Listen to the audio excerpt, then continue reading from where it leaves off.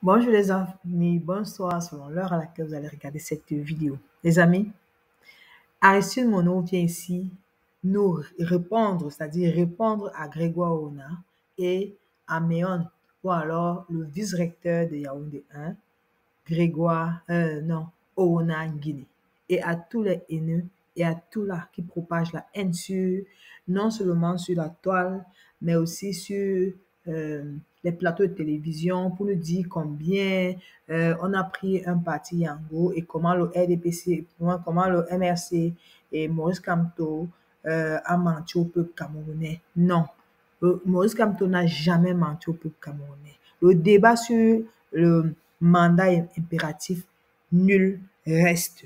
OK? Le débat sur le mandat impératif, nul reste. Mais, comme je vous ai dit dans l'une de mes précédentes vidéos, il ne suffit pas, n'est-ce pas? Quand tu connais la faiblesse de ton adversaire, il faut savoir à quel niveau le frapper. Si tu es nouveau sur cette chaîne, l'ami, like, partage et n'oublie pas de cliquer sur la cloche de notification pour ne pas rater les prochaines vidéos. Et surtout, si tu viens de visiter ma page, n'oublie pas de la liker. C'est notre page, les amis, c'est la page de la sensibilisation. Notre rôle ici est de sensibiliser le peuple camerounais pour qu'en 2025, on sorte c'est-à-dire de nos guéguerres interminables, de tribalisme, de oh, ceci, cela. Non. Nous avons cette chance cette année. Cette année, c'est notre année. C'est l'année du peuple, les amis. Écoutons, n'est-ce pas, le propos, n'est-ce pas, tenu par Aristide Mono sur la candidature du professeur Maurice Kamto et la réponse qu'il donne à Méon, c'est-à-dire au vice-recteur de Yaoundé 1, au Guinée et au ministre du Travail, celui-là qui est censé être là pour penser comment, n'est-ce pas, il doit embaucher la jeunesse camerounaise. Voilà, il vient s'asseoir sur les réseaux sociaux, tout ce qu'il trouve à dire, c'est de parler d'un opposant politique, alors que eux-mêmes ils disent souvent que ah non, sur les plateaux de télévision ils nous racontent souvent comment ça ne les intéresse pas, mais on a déjà reçu au moins une dizaine de candidatures. Mais ce n'est que la candidature de Maurice Kamto qui intéresse nos chers RDPCistes et nos chers haineux des réseaux sociaux. Mais les amis, comme je vous l'ai dit, on ne va pas se fatiguer avec eux. Écoutons Aristide Mono. Bonne écoute et surtout n'oubliez pas de laisser votre commentaire. À plusieurs reprises que la question de la candidature de Maurice Kamto n'était pas juridique. Vous vous souvenez, concernant le débat autour du mandat impératif, nous avions dit que la candidature de Kamto n'était pas un problème de droit, mais un problème politique. Nous disions alors que le problème n'était pas de savoir qui connaît mieux le droit, le problème était éminemment politique, un problème de rapport de force entre les acteurs. Pour soutenir notre position, nous disions que les gars de Yaoundé savent bien que le MRC est éligible pour déposer une candidature. Ils ont des juristes chevronnés qui savent que le principe de nullité du mandat impératif ou le principe de parti représenté permet au MRC de présenter un candidat. Seulement, eux, ils n'étaient pas sur le champ du droit, mais celui de la politique, c'est-à-dire comment neutraliser Kamto hors des urnes. Le report illégal et inopportun des élections législatives et municipales répondait toujours à cette épineuse question, comment neutraliser Kamto hors des urnes. Donc, tout ce qu'on pouvait raconter sur le mandat impératif et l'article 121 du code électoral, le régime n'était pas avec nous. Il comptait, lui, sur ses lieutenants, ses fidèles membres à la tête de l'ICAM et du Conseil constitutionnel. Alors, raison ou pas sur le mandat impératif et l'article 121, les gens du RDPC qui contrôlent l'ICAM et le Conseil constitutionnel avaient, eux, un autre problème. Ils n'étaient pas là pour savoir si le mandat impératif et l'article 121 permettaient au MRC de présenter un candidat. Leur tête chauffait plutôt avec autre chose. Kamto est le candidat le plus redoutable, comment le neutraliser? Conscient qu'une telle démarche est porteuse de gènes d'instabilité, le régime régime de Yaoundé a commencé à réfléchir sur le moindre mal, rechercher la décision qui portait moins de gènes d'instabilité. Il y a eu deux camps dans le camp de la tendance extrémiste, la tendance fondamentaliste du RDPC, la branche du Sagat. On avait le camp de ceux qui pensaient que le moindre mal, c'est d'éliminer Kamto avant les élections en rejetant tout simplement sa candidature. Là, on gère les risques de contestation avant les élections. On le bat à l'élection en lui refusant le droit de participer.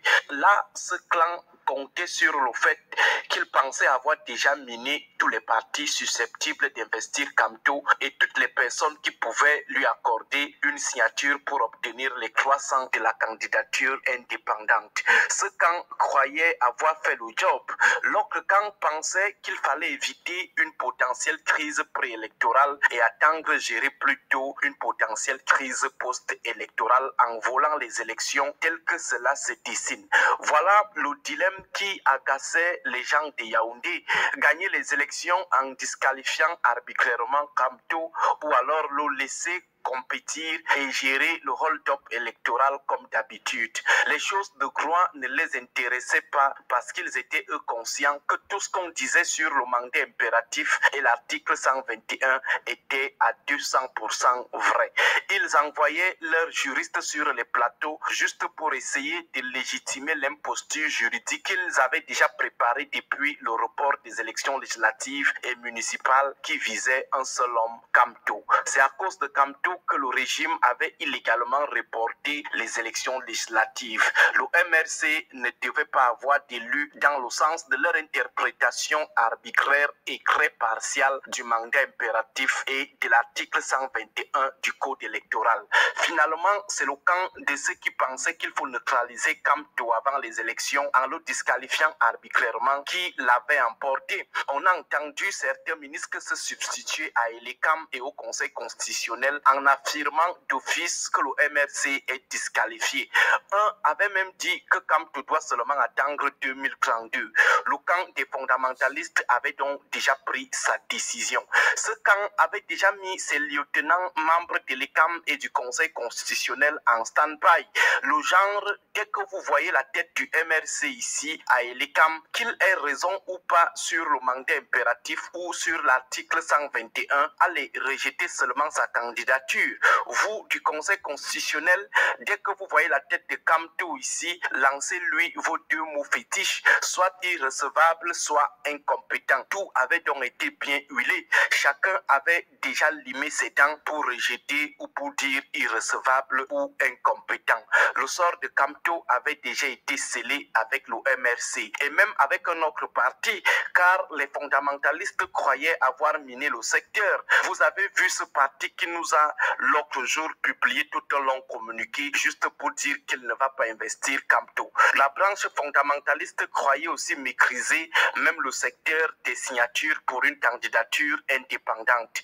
Ils attendaient le MRC à l'abattoir. Malheureusement pour eux, ils ont tapé poteau. Depuis quelques jours, c'est la désolation, c'est la honte. Kamto a lu le piège. Je ne viens pas faire un débat plié d'avance par vos fidèles à Elekam ou au Conseil constitutionnel. J'ai mis à nu votre mauvaise foi. Maintenant, je n'ai plus le temps à venir expliquer à vos lieutenants quelque chose dont ils ont déjà reçu l'ordre de ne rien entendre, de ne rien comprendre. Pour moi, je sors plutôt de l'autre côté, le côté le moins attendu. Aujourd'hui, ce sont des pleurs. La branche fondamentaliste du renouveau est en deuil. C'est la consternation totale.